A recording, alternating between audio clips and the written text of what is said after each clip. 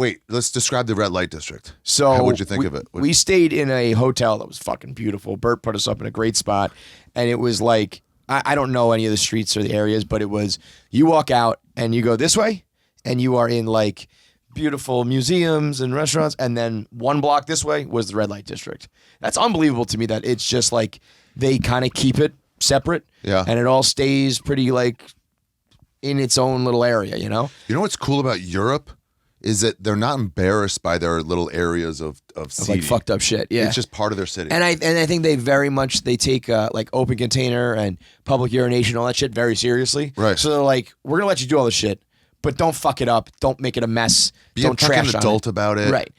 Fuck your hookers and keep it clean. You know, like let's be adults about it. Christiania in Denmark is the same way. They're like school field trips to where they sell weed legal. You know, it's like, oh, it's just like this is part of our city. Right. Let's just be the red light district here back then. You know, 42nd or whatever was like stay disgusting. the fuck away. Right. Dangerous. Fucking violent. Yeah. This is just like here's where you do your dirt.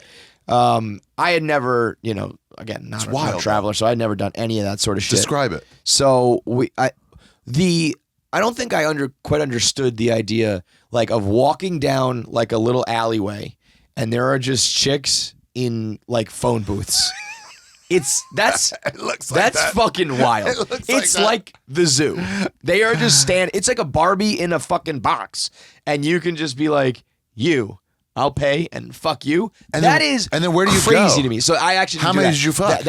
We did more than like 10 or less than 10. We did, we did like the. I'll make sure your wife doesn't see this. I like the interactive shit. Like we did like like a fucking a bunch of guys sit down. We went to the banana bar, which is known for this banana trick that these girls do. So we sat down. I think we paid $400, and you get like an hour's worth of several girls. It's almost like a 3-act or 4-act like play. So the first one comes and she's like, you can rub my tits. I find this to be very weird. The whole table's sitting there. Tits, yeah. So it's more of like a bachelor party thing. Strip clubs in general are weird. There's too many dudes around. I think it's very strange. She was gross, by the way. Fucking disgusting. Wow. Huge, fat, sloppy tits. Weird scars. God bless her. She's trying to make a living, but I was like, I wouldn't even look your way, let alone do I want to do this. She gets out some lotion and she's like, go ahead, rub my tits. Now I'm like, I'm gonna do whatever for this show here. Do the story. They need rubbing? But I'm like, you know, it was very embarrassing. Feidelberg, she was like you're doing it wrong. She was like, stop it. He went under the tit, and she wanted more. I couldn't believe this, Ari. I almost passed out. She pulled this reference out. The year of our Lord 2023 in Amsterdam. She said, have you ever seen Karate Kid? She wanted wax on, wax off. I couldn't believe it. This is the banana bar? This is at a strip club? It's like it's more of like a club, like a loungy Gentleman's club. But there's stripping. Like it's not like there's a pole and a stage. It's more like we were at like a little horseshoe shaped bar. Okay. And they get up on the bar. So she wants everyone to rub her tits. And it kind of goes around the table and then comes back around when you can rub her ass. And all of them, every single girl in the club, butt plug in at all times. Walking around, bending over, hanging out, talking, plugged up the whole time. Why? I'm assuming to use it later and be. What were they concerned with? I think it's just to keep the space, keep it ready. But so there's some tit rubbing, and then the second part was like another girl comes and the second part was she said, give me a name. I'm gonna write a postcard, and she takes out a marker, puts it in her pussy, and she says, give me a name. So we said our coworker of ours, Glenny Balls. And I thought she was going to write Glenny Balls on a postcard with her pussy. She starts to work at it. And I'm looking at her face. She's like, kinda, what do you mean? Like leaned over? So she put a brick on the fucking bar and then put a postcard on top of the brick and then kind of did this like one knee thing like this, puts the marker in. And then I'm watching her. Her face is kind of like, you know when you're doing a math problem and you're like, really working on it? And she's moving around. She's moving like one of those 3D printers. Like up, down, up, left, right, back, forth, back, forth. And when she was done, you ever see those Instagram videos where someone paints and then they flip it upside down and it's like an elephant? Mm-hmm. It was like that. She like spins it around. And again, I thought it was just going to say like Glenny. Yeah. It was like, Dear Glenny Balls, "Welcome to Africa, love pussy," and it was written like in calligraphy with hearts and all this shit. I was like, I'm not turned on. I think you're gross. It's impressive, but this is impressive. This is Thing phenomenal in work. Thailand, the writing on Papong. What's that? So they on Papong Street, I guess. It's just like this. They go like this. They fucking put a marker in their pussy, and they just kind of wiggle around, move around, and they write something. Not that nice though. It was. I think Bert actually still has it. I want to get like a picture of it. It was like, oh yeah, I gotta get a picture. Beautiful penmanship. It was fucking unbelievable. Wow. So that's round 2. Round 3 is finally the banana bar. This is where the namesake comes from. 2 chicks start like kind of making out. She takes a banana out, puts a condom on the banana, like a good hooker does with her mouth. You know, I mean, you don't want to get a banana how the professionals disease. do. So she puts it in, and then they peel the banana, and they ask guys to eat the banana. No. And I'll tell you my biggest problem. I was like, I don't like banana. I was like, I just don't want to eat. I hate bananas. Not your biggest problem. I hate banana. That more was than, not your biggest problem. I hate the banana more than what the banana is inside of. So that's the. Wait, did they make you eat it? Yeah, I mean, of course, I'm not going to be like, I can't. Wait. They peel it. Excuse me. So the banana's Please reiterate. and then the part that's sticking out gets peeled. So you're just kind of biting it, you know. Imagine if I was. But you're getting right near their pussy. Yeah, that's all. You're not like getting inside of it or anything. It's not like you eat anything that's been inside of her. It's I just mean, what's technically, holding right. it. It has not been inside of her. It Right. still feels pretty gross. Oh yeah. So then they say, "Who's getting Shouldn't spanked?" red light district be a turn on instead of a disgusting? Well, so this is more of a shock value thing. Okay. And at this point, Like my comedy. I'll be honest.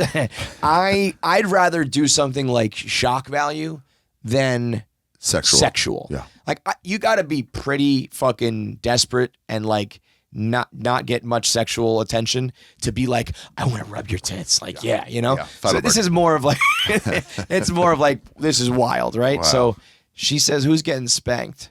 Now remember this. Bert Kreischer had been there the night before. He walks into the banana bar. The people go, "Oh, you are back. How are you?" throws money around. Now this Yeah. is a He place that you parties. probably go once your whole life. Bert goes there twice in 2 nights. I think he had gotten like the treatment, like spanked the night before. She says, "Who wants it?" He points right at Feidelberg. Man, she beat the fuck out of this dude. Laid him stomach down, pants down, took his belt out, and it was not like a little like. She went over her head. What? Whack. 1. Whack. 2. It was straight out of Roots, man. It was like Kunta Kinte shit. And then, and I'm thinking it can't get any worse. She's slapping him in the face. What? She's beating him, man. And he's just laughing. But I can tell he's also like, All right. another one and I'm swinging back, you know? All of a sudden, she grabs her stiletto, takes off her high heel, and puts her stiletto right in his ass. No. In his butthole? In his butt. The hole? In the hole. Not like 6 inches in, but he was like, it was in there. Rolls him over and sticks it in his mouth. He then gets off the table and he says to me, was that in my ass? And I go, I don't know. You fucking tell me, man. And he goes, no. The one that she put in my mouth, that was like a different one, right? And I was like, You're like, no. I can't be sure if it was in your ass or not, but, But if it it was, if anything was in your ass, it was the one that was also in your mouth. Exactly. Oh my that. God. So that was, he got the treatment there. Oh. They also do this thing where guys were holding a vibrator in their mouth, like with their teeth, and then they would like bounce on them. Which is also like, I can't hold I'm going to break a tooth doing that. And then they, if you do any of that shit, they also just drop it like on your face. It's just like hooker pussy too close to your face. Disgusting, man. I mean, almost regular pussy that's too close. Your average girl off the street, it's like, no thanks. Although, you know, it's kind of one of those things, they're actually like the cleanest people, you know? Right, because they know they're about to present it. And they have to like, I mean, at least, I don't know about, you know, when it's like porn, these girls are tested regularly, and that's what they say about Tijuana whorehouses. They're like, oh, if any of them get herpes, it's going to kill business. They just get them out of there immediately. Right. Yeah, they don't care about them. They care about the business. So I'd imagine, but also I could also see in the red light district, it's like, yeah, whatever, girl, I don't care. Do your thing. And then the finale was this chick. She sat on her back, throws her legs over her head. She blasts away with this vibrator, and then like shoots it. Like gives it a good like 1, 2, 3, 4, 5, and then the sixth one shoots skill? out, and certain guys were like trying to catch it. You had to like kind of like catch a punt. Oh. It was a trip. And then they catch him like, yeah. Yeah. Dude, it's I used to do this like, game where I'd play in high school. I'd put my hands behind my back. I'm like, guess which hand? And if they're like, right, I'm like, oh, nothing. And then I go next, guess which hand? And then they guess, whatever. If it was in there, I'm like, yep. And I throw them something and they catch it. It was just my retainer. My wet, and they're like, but you gross. catch it. Yeah. Why would you catch a fucking, because you throw things at people to catch it. Yeah. It was like a badge of honor to catch the dildo. Wow. You drop the dildo, you got bad hands. It's like a fumble. Did you get, So I'm rolling watching all this shit. To me, it's sounds like fun. It sounds fun. Fucking. It's not sexual. It's not like anybody's like, It was like this is just preposterous. And then I guess the other thing you can do is watch people fuck. They did that the night before, and they weren't that into it, so we didn't get a chance to do that. my daughter went to that. Your daughter? Yeah. Went to that in Amsterdam, and I was like, I'm not going. Yeah, I mean that. Jessica Michelle. Yeah, she went in there and she was like, it was very clinical. Yeah, that's. I think it was also. I heard like there's no music playing. It's not like the crowd is like yelling. It was just like they were watching. Yeah, and to me, if I'm watching two people fuck, that feels like I'm watching porn. That means I'm gonna come. Yeah, exactly. I'm either gonna come or gonna heckle. Yeah, I'm not gonna just sit there quietly and watch. I'd rather do something where it's like this is absurd.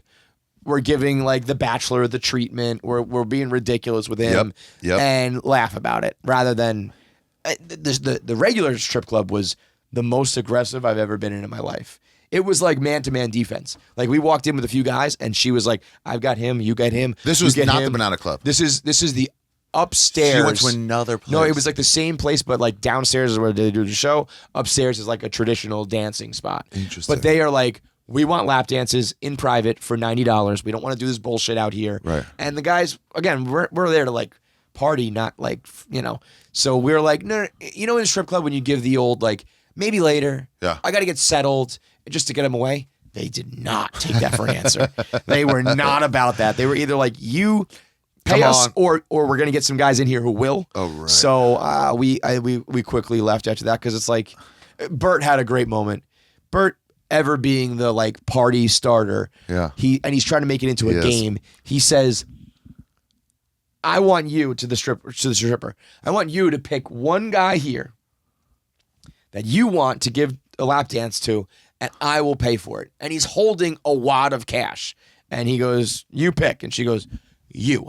To Bert? To Bert. The guy with the fucking money who's clearly excited about it. Right. Smart. So, these ladies are smart. They are very smart. They are very savvy. They know what they're doing. Bert was desperate to get somebody to pay for a lady of the night. Yeah. He was like, I'll pay for it. You go do it.